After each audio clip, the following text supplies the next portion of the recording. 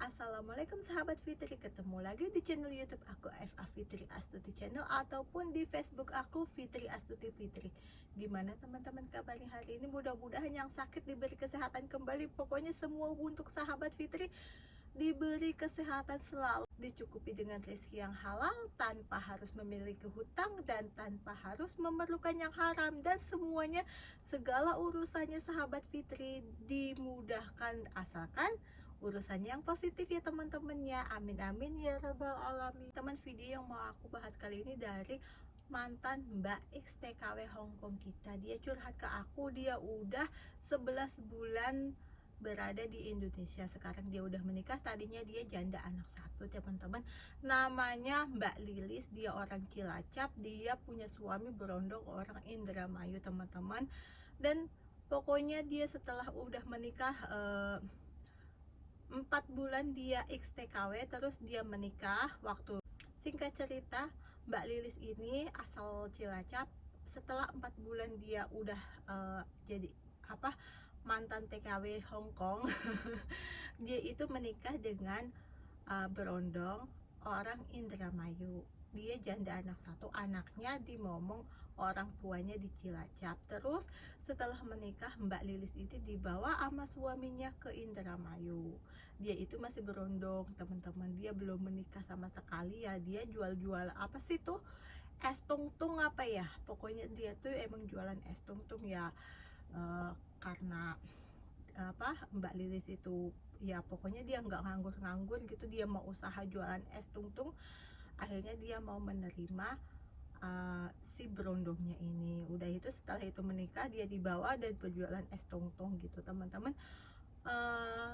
Dia curhat ke aku, sekarang dia udah 8 bulan X Hongkong, berarti dia 4 bulan pernikahan teman-teman.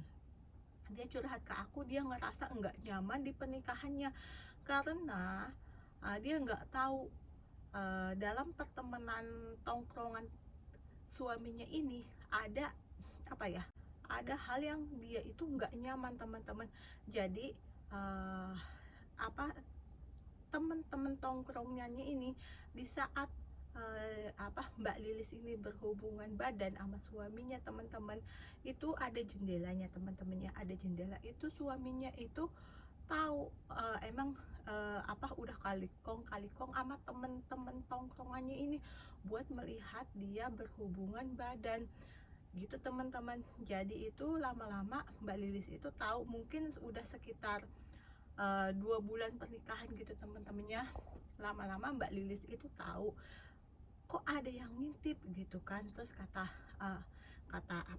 temennya kata suaminya gini, nggak apa-apa gitu kan, biarin aja gitu ya, nggak bisa kayak gitu kok, kita lagi kayak gitu kok diintip ya, nggak bisa gitu kan. Emang teman-teman, misalnya kita maksudnya Mbak Lilis ini mau berhubungan badan sama suaminya, dia kadang ada sibuknya itu mainan handphone. Mungkin dia itu mengabari temennya kalau dia itu berhubungan badan teman-teman. Dan pokoknya itu Mbak Lilis itu tahu itu setelah 2 bulan pernikahan. Dia ngerasa nggak nyaman, kok ada orang yang ngintip. Setelah ngomong kayak gitu, udah biasa aja. Dan pokoknya dari berikutnya itu Mbak Lilis itu nggak mau yang namanya berhubungan badan sama suaminya. Dia takut ada yang ngintip lagi gitu kan. Kata temennya, ya itu biasa aja kayak gitu kan, itu teman gitu kan. Terus pokoknya udah berdebat. Terus akhirnya suaminya ini mengakui, katanya gini, dengan alasan laki-laki itu sama temen tongkrongannya itu wajar yang namanya sharing yang namanya hubungan badan sama istrinya. Yang penting kan nggak sharing tubuh sama istrinya gitu kan, maksudnya ngasih badan istrinya ke temennya gitu kan, yang namanya. Jadi suaminya itu beralasan gini, yang namanya laki-laki itu di tongkrongan itu yang dibahas apa sih ya, paling kalau misalnya yang itu pacarnya atau istrinya, misalnya gini, istri gue kok kayak gini-gini ya saat berhubungan, istri gue kok kayak gini-gini. Jadi katanya itu teman-temannya itu nggak cuman temennya itu yang ngintip dia, tapi dia pun ngintip temen-temennya. Misalnya, kamu ini kurang panjang, kamu ini kurang besar, kamu ini kurang lama durasinya. Misalnya, kita butuh yang namanya obat pemanjang, pembesar, atau perlama durasi gitu kata kata suaminya. Yaitu wajar, yang namanya temen tongkrongan kita itu laki-laki ya, kita itu cerita ya kayak gitu, nggak jauh nggak jauh dengan selangkangan katanya gitu kan. Emangnya perempuan kalau misalnya nongkrong sama sesama perempuan yang dibahas nyeritain kejelekan sifat, kalau kita kan nggak nyeritain, ya udahlah, nggak jauh sama selangkangan, nggak nyeritain yang namanya kayak perempuan, nyeritain mertua, nyeritain ini gibah katanya gitu kan. Kita itu yang namanya laki-laki nggak kayak gitu gitu kan. Terus kata istrinya ini, kata Mbak Lisnya, ya tapi nggak kayak gitu ceritanya. Mau sih di saat kita berhubungan badan diperbolehkan temennya itu nonton katanya gitu kan. Misalnya kalau misalnya aku juga misalnya kadang cerita ke temenku, kata Mbak Lilis gitu kan, suamiku kayak gini gitu kan, tapi kan itu kan cuma sekedar cerita gitu kan, misalnya nggak jauh sama selangkangannya laki-laki gitu kan. Tapi ini kan katanya Mbak Lilis itu bener-bener ditonton sampai 3 atau 4 temennya. Apa nggak nangis itu Mbak Lilis?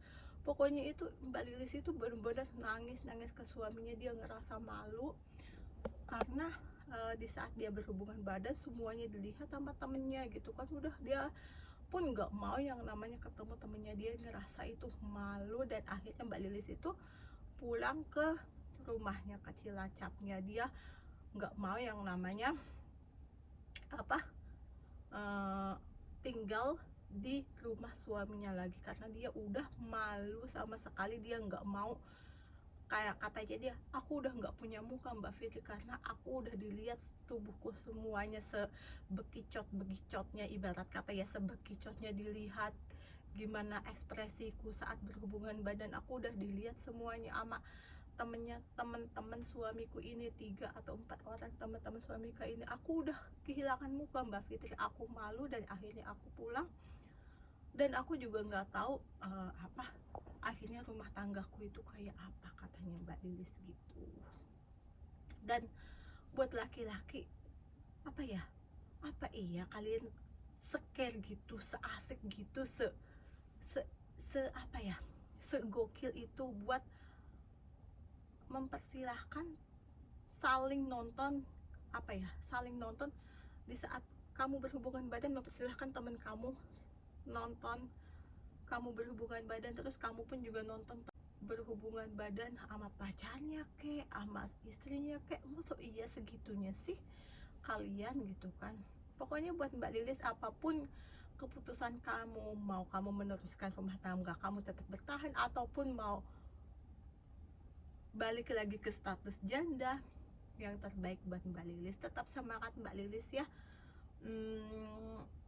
Pokoknya tetap semangat. Mudah-mudahan misalnya kalau ada video pun yang disebarluaskan, tapi kata Mbak Lilis sih nggak cuman sekedar nonton, dan itu cuman gibah-gibah temennya itu.